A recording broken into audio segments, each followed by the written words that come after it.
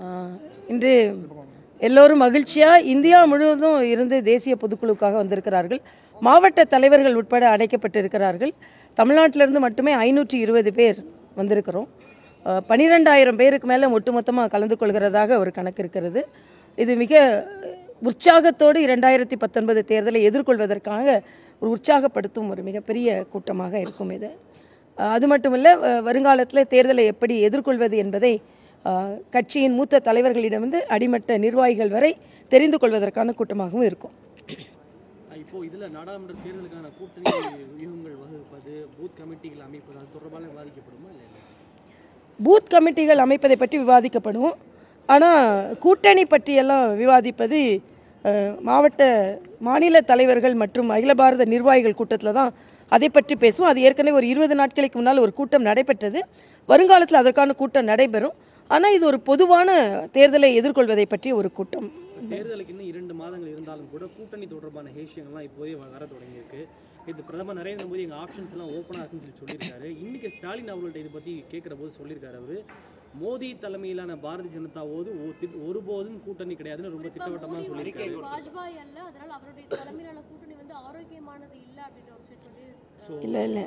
ஒரு பக்கம் மோடி ஆப்ஷன்ஸ் ஓப்பனாக இருக்குன்னு சொல்றாரு, ஒரு பக்கம் இவர் முடியாதுன்னு சொல்றாரு. இல்லை, மோடி மரியாதைக்குரிய பாரத பிரதமர் மோடி ஆப்ஷன்ஸ் ஓப்பனாக இருக்குன்றதுன்னா எல்லாருக்கும் ஓப்பனாக இருக்குன்னு அவர் சொல்கிறாரான்றது ஒன்று. இன்னொன்று, ஏன் அண்ணன் ஸ்டாலினே இப்படி நினச்சிக்கிறாரு, நம்மளை தான் கூப்பிட்றாங்களா, உள்ளுக்குள்ளே அவருக்கு என்ன உணர்வு இருக்குன்னு எனக்கு தெரியல.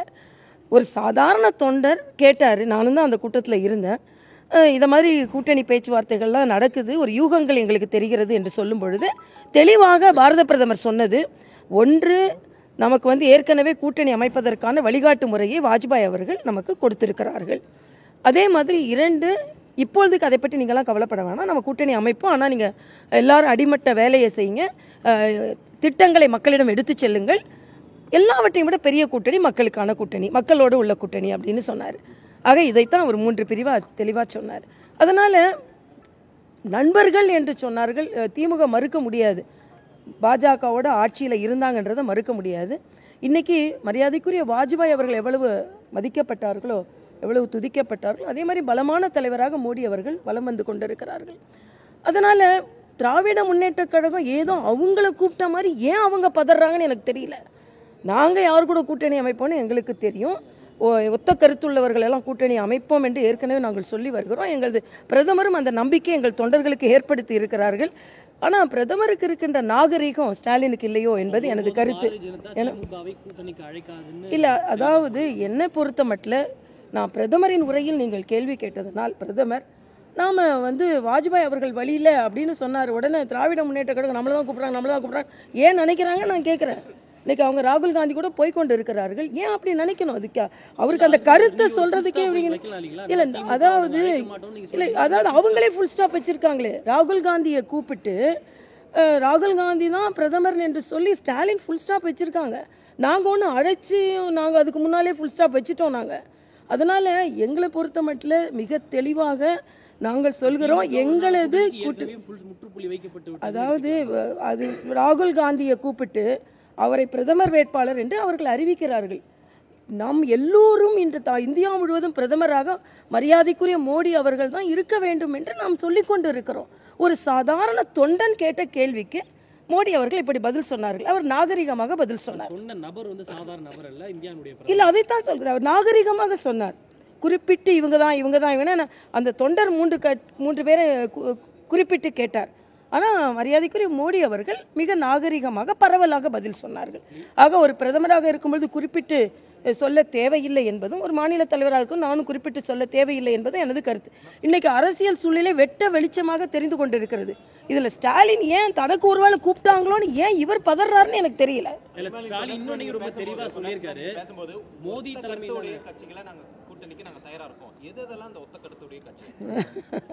இனிமேதான் எல்லாம் ஒத்த கருத்து இருப்பாங்க, ஆனால் யார் ஒத்து வருவாங்கன்னு தெரியணும்ல.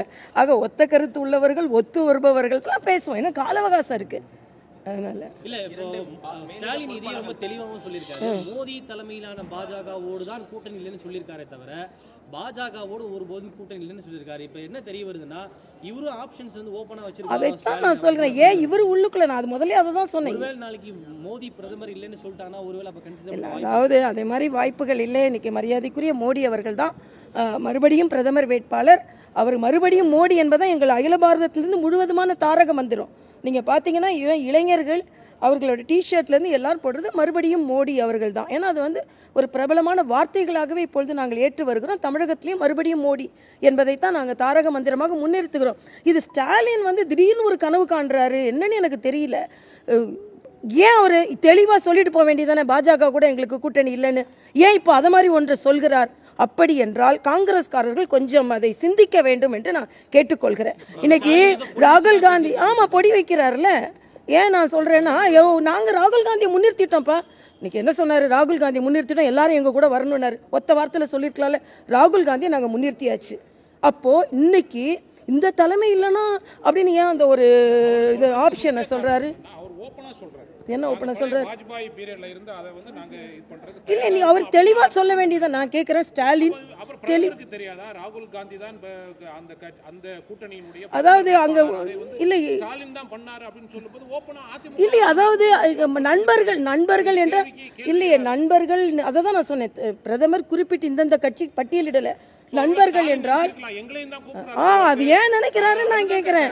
ஸ்டாலினுக்கு ஏன் அந்த உள்ளுக்குள்ள அந்த ஆசை வருகிறது என்று நான் கேட்கிறேன். ஆக இல்ல இல்ல இல்ல, அதாவது என்ன சொல்ல வரீங்க? அதாவது திமுகவோட பாரதிய கூட்டணி இல்ல இப்ப அதாவது இல்ல இல்ல, நான் என்ன பொறுத்த வரைக்கும் நாங்க இப்ப கூட்டணியை முழுவதுமாக பேசி முடிவு செய்யல. கூட்டணிக்காக நாங்கள் எங்களது கதவுகள் திறந்திருக்கிறது என்றால் தேசிய உணர்வுகள் உள்ளவங்க தான் அந்த கதவை தாண்டி வர முடியும். அப்போ ஸ்டாலின் வர முடியுமா வர முடியாதான்னு ஸ்டாலின் முடிவு பண்ண நாங்களும் முடிவு பண்ணணும். அதனால என்னை பொறுத்த மட்டில் நான் தெளிவாக சொல்லியிருக்கிறேன். நண்பர்கள் என்று சொன்னால் நண்பர்களாக இருப்பவர்கள் வரலாம், இதுக்கு முன்னால் இல்லாதவர்கள் வரலாம், இப்போ நட்புடைய எண்ணத்தோடு எல்லாரும் வரலாம். ஆனால் தேசிய எண்ணத்தோடு தேசிய ஒருமைப்பாடோடு இவர் சொல்கிற மாதிரிலாம் இல்லை, ஸ்டாலின் சொல்கிற மாதிரிலாம் நான் தேசத்தெல்லாம் பிரிக்கலை. இன்றைக்கி தேசம் ஒற்றுமையாக இருந்து கொண்டு இருக்கிறது. ஆக ஒரு நல்ல தன்மையோடு நல்ல கூட்டணியை, வலிமையான கூட்டணியை தமிழகத்தில் நாங்கள் அமைப்போம். எனக்கு ஸ்டாலின் சொன்ன கருத்திலிருந்து ஏன் ஸ்டாலினுக்கு உள்ளுக்குள்ள ஒரு ஆசை வருகிறதோ பாஜகவை நோக்கி என்ற ஒரு எண்ணம் வருகிறது. முதல்வர் எடப்பாடி சொல்லியிருக்காரு, தமிழகத்திற்கு நல்லது செய்யக்கூடிய கட்சிகளோடு அதிமுக கூட்டணி வைக்க சொல்லி முதல்வர் சொல்லியிருக்காரு. மக்களுக்கு நன்மை செய்யக்கூடிய கட்சிகளோடு அதிமுக கூட்டணி வைக்கணும்னு சொல்லி. ஆமா, ஏன் நன்மை செய்கிற கட்சினா பாரதிய ஜனதா கட்சி நன்மை தான் செய்து கொண்டிருக்கிறது. முதல்வரே சொல்லி கொண்டிருக்கிறார்கள். அதாவது முழுமையான பேச்சுவார்த்தை நடைபெறாமல் எந்த கட்சி, இப்போ நான் திடீர்னு சொல்லலாமா ஸ்டாலின் இல்லாத திமுக கூட தான் நாங்கள் கூட்டணி வைப்போன்னு? ஸ்டாலின் இல்லாத தலைமை இல்லாத திமுக கூட்டணி இப்போ சொல்ல முடியுமா? இன்னைக்கு ஒரு தலைவர் இருந்து கொண்டு இருக்கிறார், உடனே நான் அப்படி சொன்னால் இது என்ன இது யூகங்களுக்கு அடிப்படையில் சுற்றிக்கிட்டே போயிட்டு இருக்க முடியுமா? அதனால் இன்னைய பொறுத்த மட்டும் மரியாதைக்குரிய மோடி அவர்கள் எங்கள் தொண்டர்களுக்கு ஒரு உற்சாகத்தை கொடுத்திருக்கிறார்.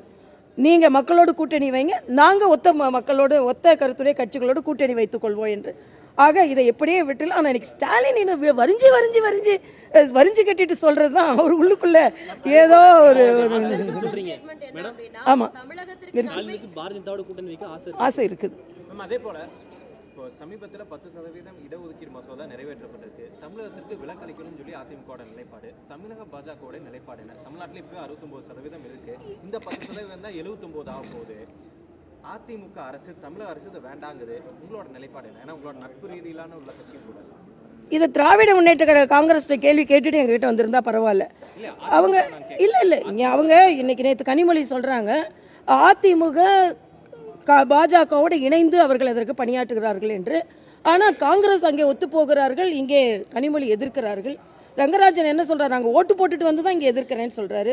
நான் தெளிவாக நாங்கள் எங்களோட நிலைப்பாடு சொல்லிட்டோம். எந்த விதத்திலும் தமிழகத்தில் உள்ள இடஒதுக்கீடு மாற்றப்படாது, அதற்கு எந்த பாதிப்பும் வராது. அப்படி வராத பட்சத்தில் ஏழையுள்ள பொது பிரிவினருக்கு இந்த இடஒதுக்கீடு கொடுப்பதை நாங்கள் வரவேற்கிறோம். இன்னொன்று, அதிகப்படியான பாராளுமன்ற உறுப்பினர்கள் வாக்கு அளித்து இந்த மசோதா நிறைவேறி இருக்கிறது என்பதை நான் தெளிவுபடுத்துகிறேன். இல்ல சிஎம் சொல்லியிருக்காரு, நாங்க தமிழ்நாட்டுக்கு நன்மை செய்யும் தமிழ்நாடு பொதுவாக மக்களுக்கு நன்மை செய்யக்கூடிய கட்சி. ஆமா, கூட்டணி வைப்போம். தம்பிதுரை என்னங்கிறாரு, பாஜகவும் காங்கிரஸும் தமிழகத்திற்கு எதிராக சிந்தனையில் இருக்கிற கட்சி. அதாவது இதே முதலமைச்சரோட வார்த்தைகளை நான் உங்களுக்கு மறுபடியும் சிந்திக்க வைக்கிறேன். ஒன்று, சேலத்தில் உதான் விமான நிலையம் நிறுவப்படும் பொழுது முதலமைச்சர் சொன்னது, மத்திய அரசோடு இணக்கமாக இருக்கும் பொழுது இதை போன்ற நல்ல திட்டங்களை மக்களுக்கு கொடுத்து கொண்டிருக்கிறார்கள், அதனால் மத்திய மாநில அரசுகள் இணக்கமாக இருக்கிறது என்று. அதனால் நல்ல திட்டங்களை கொடுத்து கொண்டிருக்கிறார் என்பது ஒரு முதலமைச்சருக்கு தான் தெரியும். ஒரு முதலமைச்சருக்கு தான் மத்தியத்திலிருந்து எவ்வளவு உதவிகள் வருகிறது, ஏறக்குறைய 5 லட்சம் கோடி ரூபாய்க்கு மத்திய அரசிடமிருந்து தமிழகத்திற்கு உதவி கிடைத்திருக்கிறது என்று முதலமைச்சருக்கு தெரியும். அதை அவர் அப்படி சொல்லலாம். தெரியலன்னு சொல்றீங்களா? அந்த அளவுக்கு அதாவது அண்ணன் தம்பிதுரை ஏன் அப்படி பேசி கொண்டிருக்கிறார்னு எனக்கு தெரியல. டாக்கர்ஸ் எல்லாம் இருக்கிறா என்னன்னு தெரியல. அண்மை காலமா அவர் பாரதிய ஜனதாவை ரொம்ப கடுமையாக விமர்சிக்கிறாரு. ஒரு பக்கம் முதல்வர் ரொம்ப இணக்கமாக செயல்படக்கூடிய சூழல்ல இவர் ரொம்ப கடுமையாக தாக்குறாரு. பார்லிமெண்ட்ல கூட 15 லட்சத்தை நீங்க அக்கௌண்ட்ல டெபாசிட் பண்ணா இந்த ரிசர்வேஷனுக்கே வாய்ப்பு இருக்கான்ற மாதிரி சொல்றாரு. அதுக்கு அடுத்தடுத்த நாட்கள்லையும் கூட ரொம்ப கடுமையான இதை முன்வைக்கிறாரு. அப்ப அதிமுக தலைமையிலேருந்து இவர் தனித்து செயல்படுறாரு அப்படின்ற ஒரு எண்ணம் ஏற்பட்டிருக்காரு. ஆமா, அவர் அந்த ஒத்த கருத்தோடு செயல்படுறாருன்னு எனக்கு தோணலை. மாநில அதிமுகவோட ஒத்த கருத்தோடு செயல்படுறாருன்னு எனக்கு தோணலை. பட் நீங்கள் அவங்ககிட்ட கேட்டுக்கோங்க ஏன் அவர் அப்படி பேசுகிறாருன்னு. பட் என்னை பொறுத்த மட்டும் முதலமைச்சர் அவர்கள் மத்திய அரசு நல்ல திட்டங்களை தமிழகத்திற்கு கொண்டு வருகிறது என்பதை அவர் உணர்ந்திருக்கிறார், அதனால் தான் அதை சொல்கிறார் என்பது எனது கருத்து. பிரதமர் சொல்றாரு ஓப்பனா நாங்க இருக்கோம் அப்படின்றது. தமிழிசை பொறுத்தவரையில் ஆசிய தமிழ்நாடு பிஜேபி பிரசிடென்டா நீங்க யார் கூட கூட்டணி வைக்கணும் அப்படின்னு சொல்லிட்டு தலைமைக்கு நீங்க வலியுறுத்துறீங்க. கூட போனா நமக்கு 40ல இவ்வளவு மாநில நிர்வாகிகளுடைய கருத்தை கேட்டுதான் அவங்க தேசிய தலைமை. இல்ல, நாங்க எங்களோட கருத்தை நாங்க தெளிவா சொல்லி இருக்கிறோம். என்ன சொல்லிருக்கோம்? அது என்ன சொல்லிருக்கோம் இப்ப நான் என்னால சொல்ல முடியாது. அது தெரிய வேண்டிய நேரத்துல சொல்ல வேண்டிய நேரத்துல நான் சொல்றேன், தெரிய வேண்டிய நேரத்துல அவங்களுக்கு தெரியட்டும். ஆனா மாநில கட்சி என்ற முறையில என்னென்ன விதத்தில் இந்த தேர்தலை அணுக வேண்டும், யார் யார் கூட போனால் நல்லது என்பதை நாங்கள் கூடி முடிவு செய்து எங்கள் மத்திய தலைமைக்கு சொல்லி இருக்கிறோம். இனிஷியலா எந்த கட்சியோட டாக்ஸ் நீங்க ஆரம்பிச்சிருக்கீங்களா? நான் எந்த டாக்ஸும் இப்போ ஆரம்பிக்கல. எந்த டாக்ஸ் ஆரம்பிக்கல. டாக்ஸ் ஆரம்பிக்கிறது முடிவெடுத்து சொல்லிட்டாங்க இல்லையா? என்ன முடிவெடுத்து சொல்லி நீங்க தான் சொன்னீங்க யார் கூட கூட்டணி போணும் அப்படின்றத நாங்க சொல்லிட்டோம். ஆமா, நாங்க எங்களோட கருத்து சொல்லிட்டோம். ஆனா அது மத்திய தலைமை எப்பொழுதுமே எங்க கருத்தை கேட்பாங்க. கேட்டுட்டு மத்திய தலைமை என்ன சொல்கிறார்களோ அதை நாங்கள் பின்பற்றுவோம். எங்க கருத்தை நாங்க சொல்லியிருக்கோம். மறுபடியும் கூட்டணிக்கு வர்ற வாய்ப்பு செய்திருக்கோம். அது வெற்றி கூட்டணியா? வெற்றி கூட்டணி தான். வெற்றி கூட்டணியை தான் நாங்க பரிந்துரை செய்வோம். வெற்றி கூட்டணியை தான் மத்திய தலைமை எங்களுக்கு பரிந்துரை செய்யும். ஒரு வலுவான கூட்டணி அமையக்கூடிய பட்சத்தில் எத்தனை தொகுதிகளில் வெற்றி பெறும், எத்தனை சதவீத வாக்குகளை வாங்கும் நினைக்கிறீங்க? அதாவது பாரதிய ஜனதா லாஸ்ட் எலெக்ஷன்ல 5% வாக்குகளை வாங்கியிருந்தாங்க. சோ எத்தனை இதுல வெற்றி? இல்ல பாஜக கூட்டணி 19.5% மட்டும் தனியா இல்ல, அப்படி தனியா பிரிக்க முடியாது. அதுல ஏறக்குறைய ஏன்னா அதுல எல்லா இடங்களில் உள்ள வாக்குகளை வச்சு சொல்ல முடியாது. நாங்கள் அதிக இடங்களில் வெற்றி, எதிர்கூட்டணியை விட அதிக இடங்களில் நாங்கள் வெற்றி பெறுவோம். நீங்க உங்களை பொறுத்தவரையில கூட்டணி அமைத்து பாஜக போட்டிடும் நினைக்கிறீங்களா இல்லது தனியா பாஜக? இல்ல, நாங்க ஏற்கனவே நான் எனது பேட்டிகளிலே சொல்லிட்டேன், கூட்டணி அமைத்து போட்டியிடுவதற்கு தான் நாங்கள் முயற்சி செய்து கொண்டிருக்கிறோம், தயாராகவும் இருக்கிறோம், அதுவும் நடக்கும் என்று தெளிவாக சொல்லியிருக்கிறோம். பலமான கூட்டணி அமைப்போம் அப்படின்னு சொல்லியிருக்கிறோம். எங்களது அகில பாரத தலைவர் சென்ற முறை தமிழகத்திற்கு வரும்பொழுது அதை பதிவு செய்திருக்கிறார். அதனால எங்களது கருத்துக்களை நாங்கள் பதிவு செய்வோம். அப்புறம் தனித்து விடப்படக்கூடிய சூழ்நிலை இருக்காது, நிச்சயமாக இருக்காது. தனித்தன்மையோடு போட்டியிடும் சூழ்நிலை இருக்கும். பிரதமர் நரேந்திர மோடி தமிழகத்திற்கு வரதா ஒரு செய்தி இருக்கு. அவங்க எப்போ வராங்க? 27ஆம் தேதி மதுரை வருகிறார்கள். என்னென்ன இல்லை, அது ஃபுல்லாக எங்களுக்கு பட்டியல் வரலை. ஆனால் எய்ம்ஸ் மருத்துவமனைக்கு அடிக்கல் நாட்டுவதற்கும் தமிழக பாஜக கட்சியின் ஒரு மிக பிரம்மாண்டமான ஒரு பொதுக்கூட்டத்தில் அவர் பேசுகிறார். மிக பிரம்மாண்டமான பொதுக்கூட்டம் மதுரையில். அதற்கான ஏற்பாடுகள், இடம் தேர்வு எல்லாம் நடைபெற்று வருகிறது. தமிழக அரசியலில் அது மிகப்பெரிய திருப்பு முனையாக இருக்கும். ஏனென்றால் நாங்கள் வாக்குச்சாவடி அளவிற்கு எங்களது பலத்தை நாங்கள் பெருக்கி வருகிறோம்.